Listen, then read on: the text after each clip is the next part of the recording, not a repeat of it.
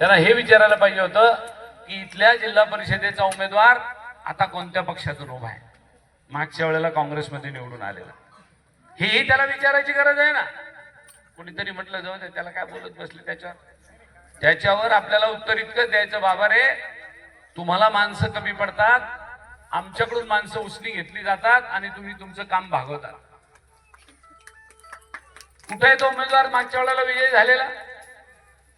आपण निवडून दिला होता ना, आता कुठं उभा राहिला? म्हणून आपल्याला त्याचाही विचार करावा लागतो. नुसतं आपल्यावर बोललो त्यांचं धकेल आपलं त्यांचं काही असं नाही चालणार. त्यांच्यावरही बोलायची तयारी आपल्याला ठेवली पाहिजे आणि त्या उमेदवाराचा सुद्धा समाचार घेण्याची गरज आपल्याला आहे. मागच्या वेळेला आपण त्यांना काम इथं सगळे राबले. मी आणि विलास बापू सगळ्या लोकांना सांगत फिरत होतो, नाही या वेळेला आपला उमेदवार निवडून आला पाहिजे. उमेदवार निवडून तर दिला तुम्ही, नुसता दिलाच नाही, त्याला सभापती केलं, बरोबर नारायण देवा जिल्हा परिषदेचा अध्यक्ष केला, आणि तरी नारायण देवाला म्हणतो चला आमच्या पक्षात. पण नारायण देव पक्का माणूस कसा जाईल? ते बळजबरी घातलं उपरणं, दुसऱ्या दिवशी काढून टाकलं, बरोबर बाबा. मला सांगायचं तात्पर्य हे, अरे ज्या ताटात खातात त्या ताटात छेद करतात, लाज वाटली पाहिजे. कशा करता? निवडणुकीच्या पदा करता. अरे दिले ना पक्षाने आपल्याला जेवढं द्यायला पाहिजे होतं तेवढं सगळं, आणि परत पक्ष सोडून जाता आणि परत हे सर्कल राखीव झालं म्हणून इथल्या राखीव लोकांना उमेदवारी देऊन त्यांच्या पाठीशी गंभीरपणे उभं राहायचं. इथून टुनकून उडी मारून परत दुसऱ्या सर्कलला चाललं जायचं. आता चैन बसवला जाईना, तोंडाला रक्त लागलं काय की खरं काय? आता चैन बसवलं जाईना, आता वाटतं आता कुठं जाऊन कुठं नाही जाऊ. म्हणून माझी आपल्याला विनंती आहे की आपण, त्यांनी म्हटलं असेल की भास्करराव पण गेले तिकडं, किती पक्षात गेले, आणि त्यांनी एकेरी उल्लेख केला भास्करराव.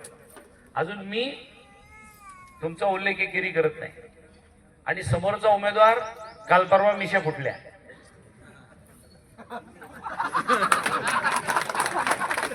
बरोबर आहे की नाही?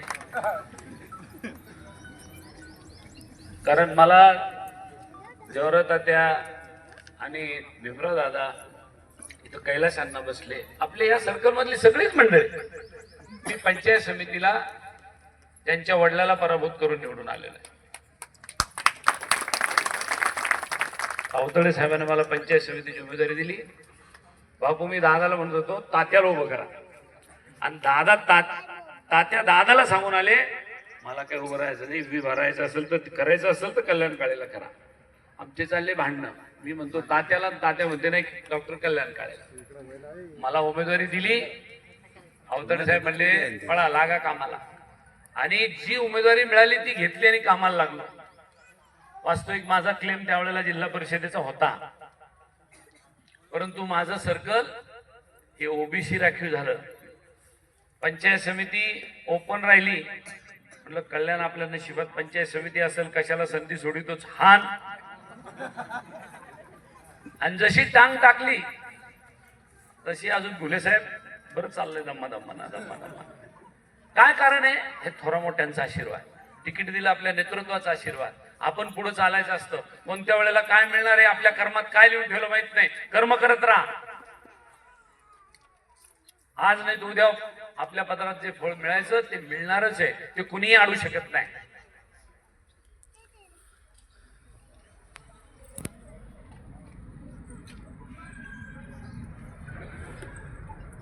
म्हणून माझी आपल्या सगळ्यांना एक विनंती आहे की कोण आला कोण गेला, भास्करराव बदलही त्यांनी एकेरी शब्द वापरून कुठे गेला कुठं आला का रे?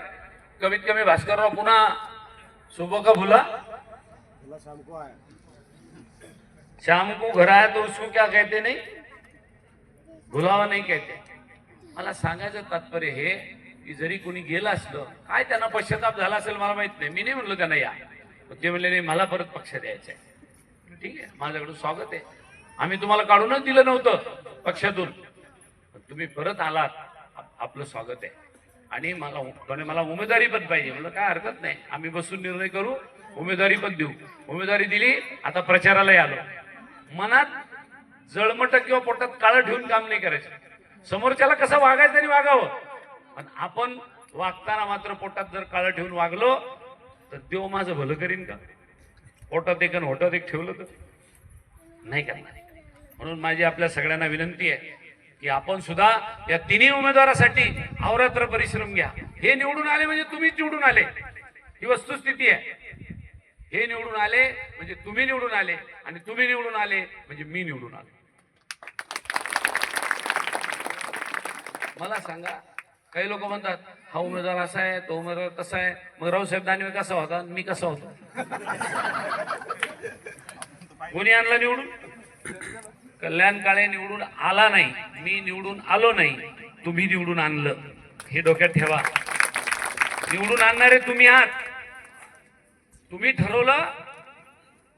35 वर्षाची सत्ता असलेला माणूस एका महिन्यात खाली कोसळला का नाही कोसळला? कोणी केलं? तुम्ही केलं.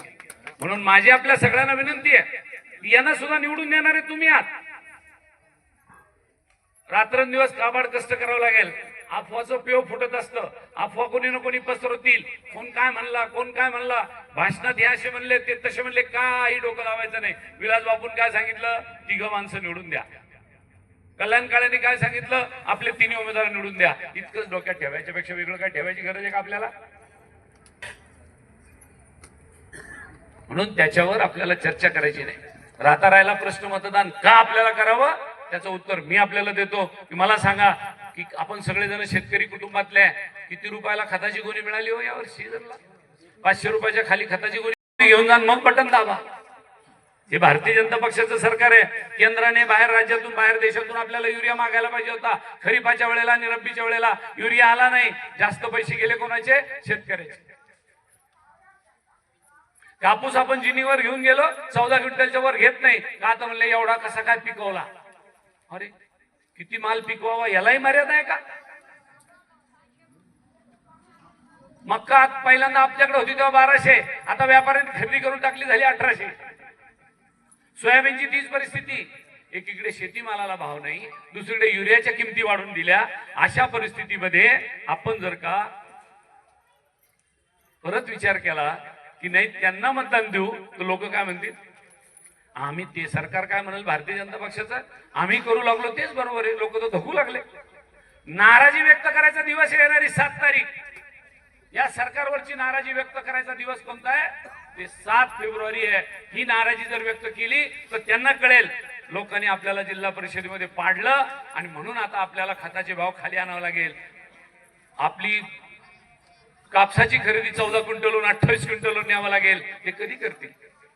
तुमच्या हातात आहे ना ती ताकद, मग ती कधी वापरणार आहे आपण? यांच्यावर नाराजी व्यक्त करायची ताकद तुमच्या हातात आहे, आणि ती नाराजी व्यक्त करायची तारीख 7 तारीख आहे. त्या 7 तारखेला तुम्हाला ती नाराजी व्यक्त करावी लागेल. म्हणून मी आपल्याला म्हटलं आपल्याला मतदान त्यांना करण्याची गरज आहे. अजूनही तात्यासारखे, दादासारखी माणसं भेटल्यावर सांगतात आमच्या उरुडच्या जालना रोड पर्यंत जो उरुड पाटीवर रस्ता जातो त्याचं काय झालं, त्याच्यावर विचार करा. कोणी म्हणाल तात्या म्हातारे झाले, दादा म्हातारे झाले. अजूनही कामाची चुणूक आहे. माझ्याकडून पत्र घेतलं, इंजिनियरला नेऊन दिलं, त्या रस्त्याला नंबर नाही, नंबर काढायला प्रयत्न केले, नंबर लवकरात लवकर मिळाला की तो रस्ता करण्याची भूमिका आपण घेतली. मला सांगायचं तात्पर्य हे की अजूनही विकास कामावर फक्त काँग्रेस जिवंत आहे. विलास बापूने सांगितलं की आपण पंचायत समितीला गेलो, विधानसभेला गेलो, लोकसभेला गेलो, आणि विकास कामाचा एकमेव अजेंडा आपला आहे. मला सांगा भारतीय जनता पक्षासारखा आपला अजेंडा आहे का?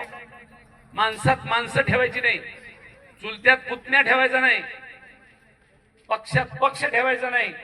एका पक्षाचे 2 तुकडे करायचे, राष्ट्रवादीचे 2, शिवसेनेचे 2, आणि राहिला प्रश्न जाती धर्मामध्ये सुद्धा तेढ निर्माण करायची. हिंदू विरुद्ध मुस्लिमाला भडकवायचं, दलित विरुद्ध मुस्लिम सवर्णाला भडकवायचं, ओबीसीच्या विरुद्ध मराठा, विजयंतीच्या विरुद्ध आदिवासी.